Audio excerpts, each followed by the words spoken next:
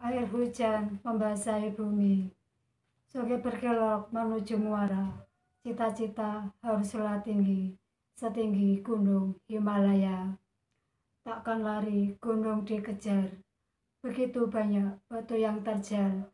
Maksud hati ingin belajar, tapi sayang tak ada sinyal. Assalamualaikum warahmatullahi wabarakatuh. Selamat berjumpa kembali bersama Ibu Dia pada video pembelajaran geografi. Kali ini Ibu akan menjelaskan tentang daerah aliran sungai. Sungai adalah salah satu sumber air bagi kehidupan manusia. Sungai dapat dimanfaatkan untuk berbagai macam kebutuhan manusia, antara lain untuk konsumsi, mengairi sawah, jalur transportasi, dan lain-lain. Aliran air sungai dapat berasal dari mata air yang ada di pegunungan dan mengalir melewati dataran rendah dan bermuara di lautan. Daerah aliran sungai merupakan tempat berlangsungnya siklus hidrologi yang dibatasi perbukitan atau daerah yang lebih tinggi. Dataran tinggi berperan sebagai daerah tangkapan hujan.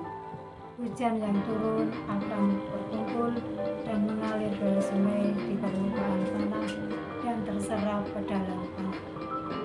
Air-air tersebut akan menuju daerah yang lebih rendah dan berakhir di perairan. Cakupan wilayah das bervariasi tergantung pada kondisi morfologis dan tidak mempertimbangkan batas-batas administrasi.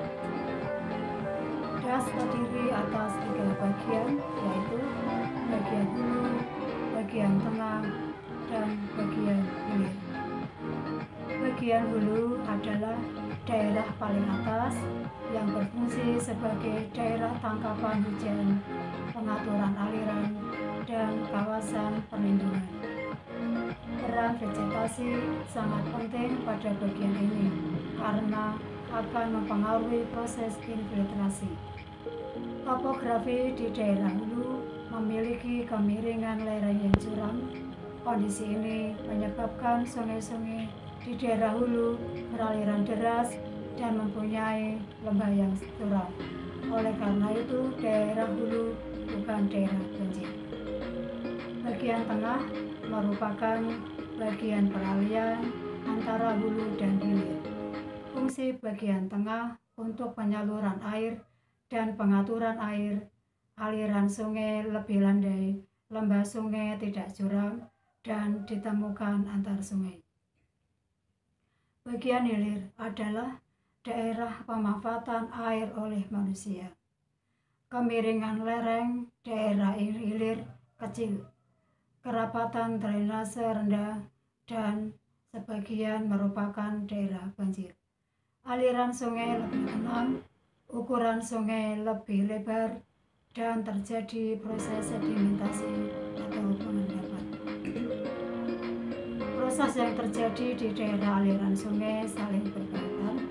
Aktivitas di bagian hulu mempengaruhi kondisi di bagian tengah dan hilir. Fungsi daerah hulu sangat penting untuk menjaga keberlangsungan ekosistem das. Oleh karena itu, perlu dilakukan pengelolaan das secara keseluruhan dan ilmu di sektor, terutama pengelolaan das bagian hulu. Pengelolaan das merupakan upaya manusia untuk mengatur dan mengendalikan hubungan timbal balik antara manusia dan alam. Tujuan pengelolaan ini secara umum untuk membina kelestarian ekosistem dan meningkatkan kemantapan das bagi kesejahteraan manusia. Upaya yang dapat dilakukan untuk pengelolaan das adalah: 1. Melakukan konservasi lahan pertanian. 2. Membangun dan memelihara saluran air. 3. Melakukan penanaman kembali dan penghijauan lahan. 4. Membangun dan memelihara infrastruktur seperti jaringan irigasi. 5. Mengatur penggunaan lahan agar sesuai dengan fungsinya. Daerah aliran sungai dikatakan baik jika memenuhi beberapa kriteria, antara lain: 1. Debit sungai relatif baik tetap dari tahun ke tahun. 2. Kualitas air baik dari tahun ke tahun. 3. Selisih debit antara debit maksimum dan minimum kecil. 4. Ketinggian muka air tanah relatif tetap dari tahun ke tahun.